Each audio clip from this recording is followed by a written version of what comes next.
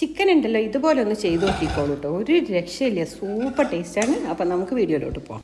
അപ്പോൾ ആദ്യം ഉണ്ടല്ലോ ഒരു മിക്സിയുടെ ജാറിലേക്ക് ചെറിയ ഉള്ളി, അതുപോലെ തന്നെ ഒരു പകുതി സവാള, പിന്നെ ഉണ്ടല്ലോ ഇഞ്ചി ഒരു 2-3 കഷ്ണം, അതുപോലെ പച്ചമുളക്, പിന്നെ നമുക്ക് വേണ്ടത് വെളുത്തുള്ളി, അതുപോലെ തന്നെ കുരുമുളക്, പിന്നെ പെരിഞ്ചീരകം, പിന്നെ ഉണ്ടല്ലോ നമുക്ക് മഞ്ഞൾപ്പൊടി, മല്ലിപ്പൊടി, മുളക് പൊടി, അതുപോലെ തന്നെ ചിക്കൻ മസാലപ്പൊടി, ഗരം മസാലപ്പൊടി, ആവശ്യത്തിനുള്ള ഉപ്പ്, ഒരു നാരങ്ങ പിഴിഞ്ഞ് ചേർത്തത്, അതുപോലെ തന്നെ കുറച്ച് വെള്ളം കൂടി ചേർത്ത് നമുക്കിത് നന്നായിട്ട് തന്നെ ഒന്നങ്ങ് പേസ്റ്റാക്കി എടുക്കാം കേട്ടോ.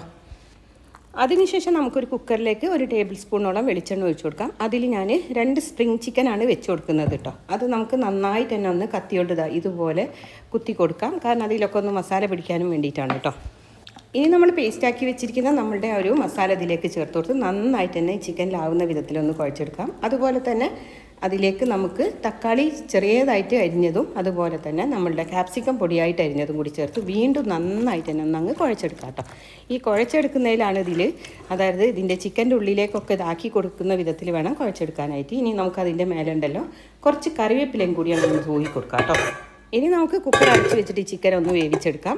അതിനുശേഷം ഒരു പാനിലേക്ക് കുറച്ച് വെളിച്ചെണ്ണയോ ഒലീവ് ഓയിലോ നെയ്യോ എന്ത് വേണമെങ്കിലും ചേർത്ത് കൊടുക്കാം കേട്ടോ. അതിനുശേഷം നമുക്ക് നമ്മളുടെ ഈ ഒരു കോഴി ഉണ്ടല്ലോ നന്നായിട്ട് മസാലയിലൊന്ന് മുക്കിയെടുത്തതിന് ശേഷം ഇതിലേക്ക് വെച്ച് കൊടുക്കുക.